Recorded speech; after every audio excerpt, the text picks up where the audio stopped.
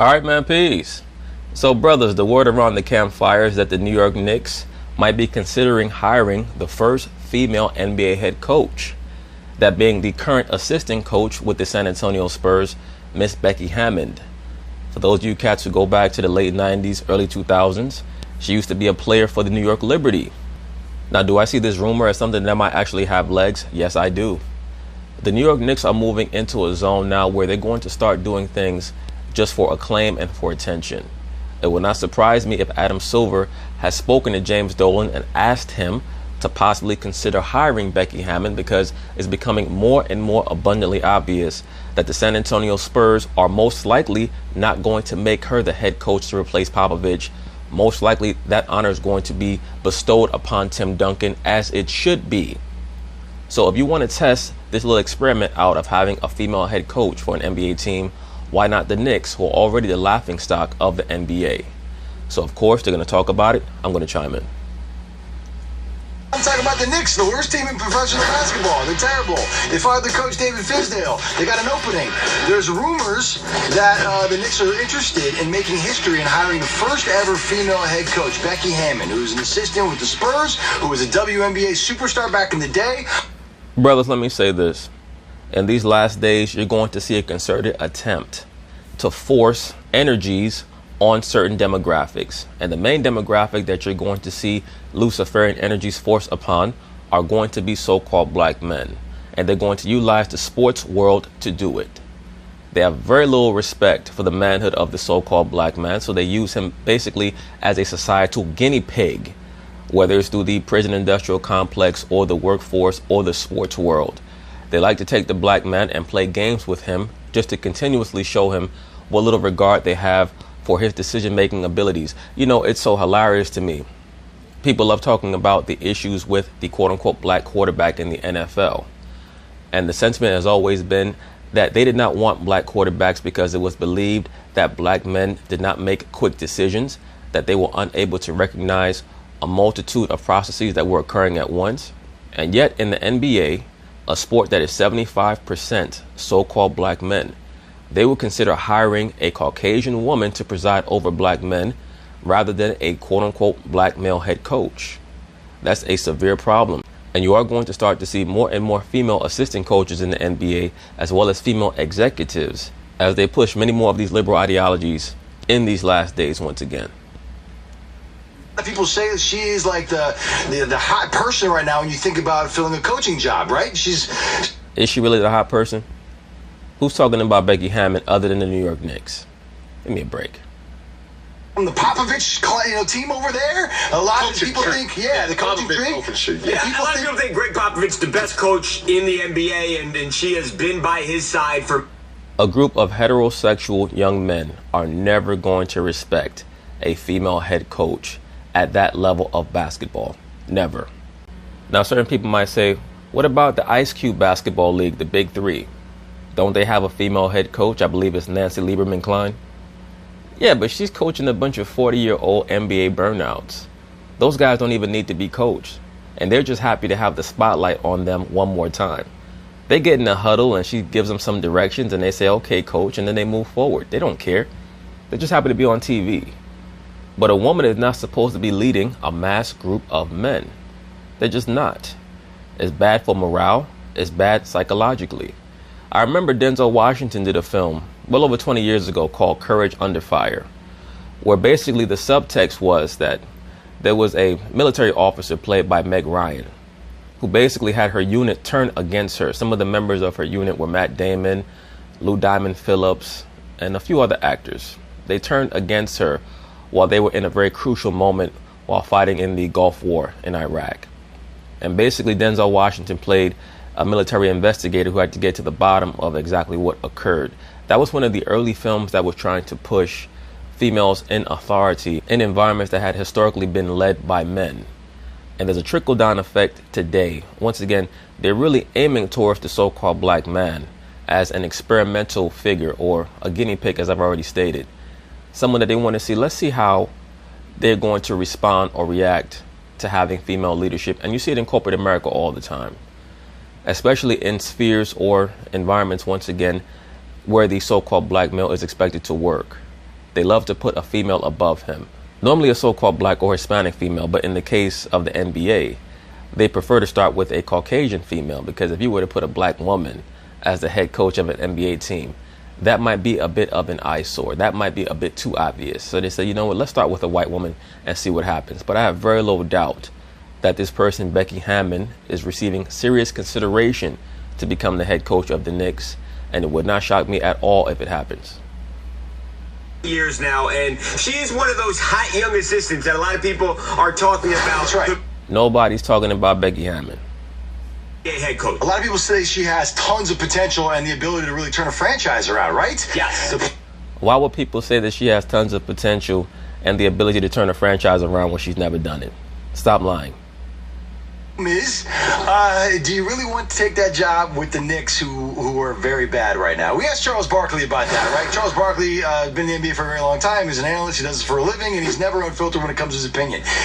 Let me say this very quickly. I have news for Becky Hammon. She better take that Knicks job.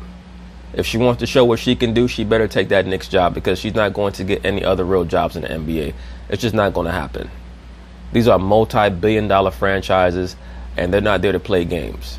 If James Dolan is willing to take the bait from Adam Silver and hire a Becky Hammon for a year or two, while they have all those young kids there with the Knicks, and basically the Knicks are expected to be bottom feeders for the next 2 or 3 years, she better take that job and show that she could possibly lead that squad to 30 victories in a season, so that she can start there.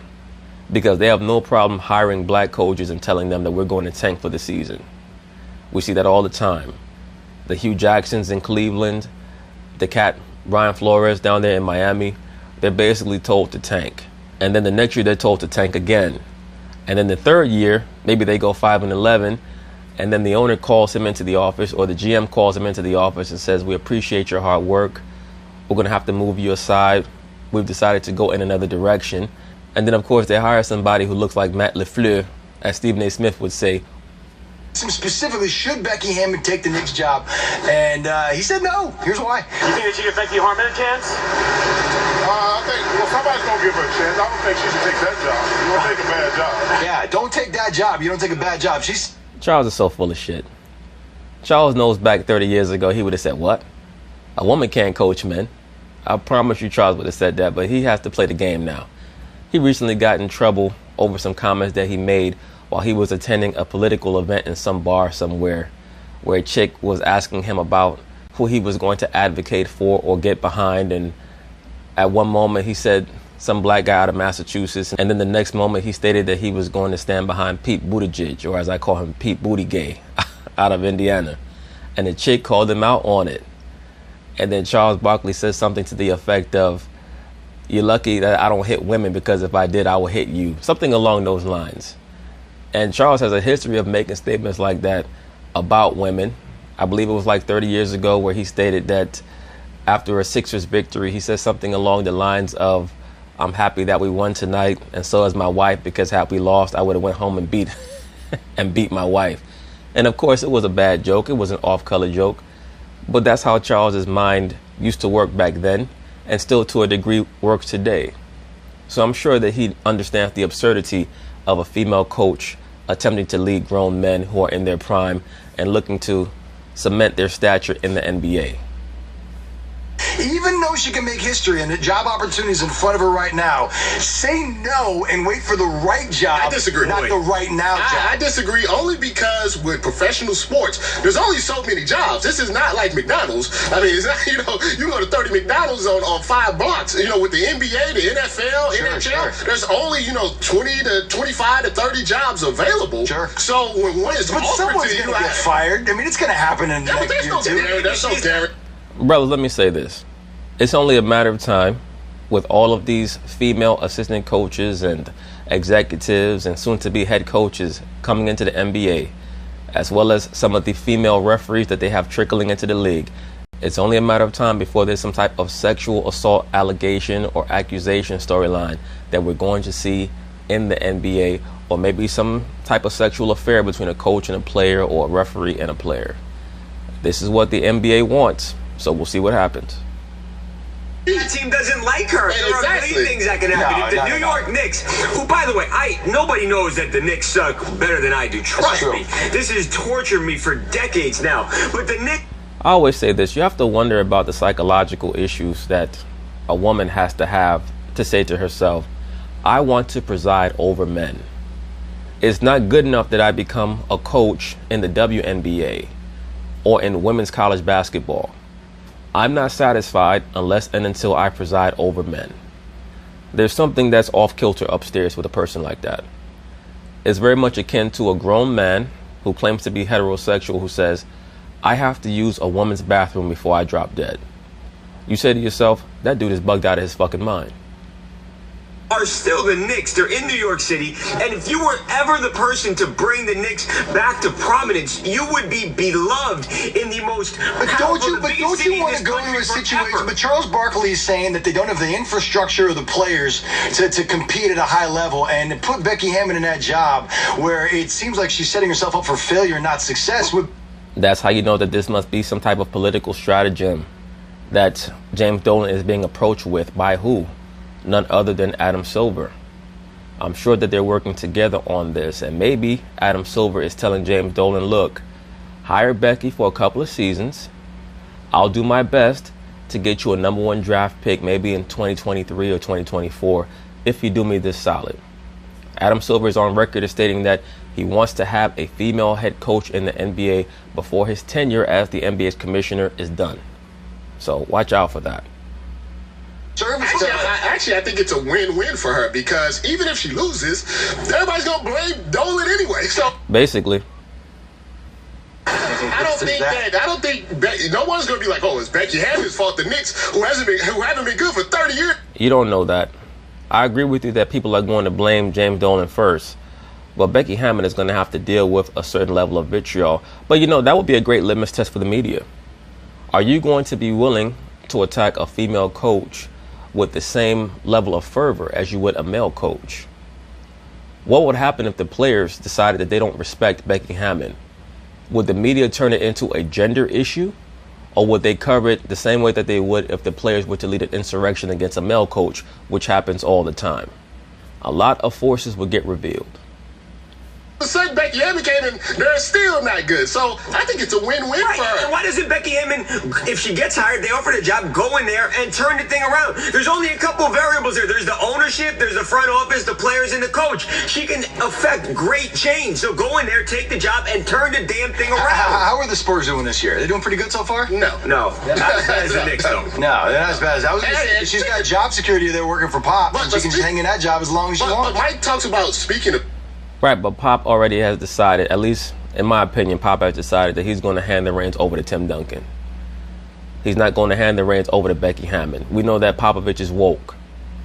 So it would not surprise me if he's also involved in this little bit of chicanery to possibly get Becky Hammon a head coaching job with the Knicks. He may have called up Adam Silver and said, look, maybe you can contact Dolan and see if we can grease the skids on getting Becky a job over there. Because we've already seen that it did not work out with Fizdale. So, really, can they lose? They've been terrible the last 15 years. Not counting the 2012-2013 season with Melo and Knicks. But they've been terrible basically for the last 15 to 20 years. Why not just let them hire a female coach? I'm pretty sure that conversation occurred between Popovich and Silver. And Silver probably picked up the phone and contacted James Dolan, trying to find out how receptive he possibly could be to having this occur or having this happen. Change. It's not just a coaching change for the Knicks. She would be making a cultural change with being the first female to coach in the NBA. And I think professional or the big three. Right. That would be a female head. Absolutely. The players could walk into the locker room every day to smell like potpourri. They could have Easter egg hunts and shit like that, and have a secret Santa. All the shit females like. That would be a huge thing, and it happened in New York. I think, regardless of the outcome, so you guys are both going against Charles Barkley on this one. How you guys Charles is wrong all the time. He's all right, but I would not say that Charles is necessarily wrong about this. I just think that Charles is looking at things down the line and understanding that she's going to end up getting fired eventually. That's just how it works with the Knicks. But behind the scenes, behind the curtain, why exactly is her name starting to now get mentioned as a possible head coach with the Knicks? That's all this is really about. But anyway, peace.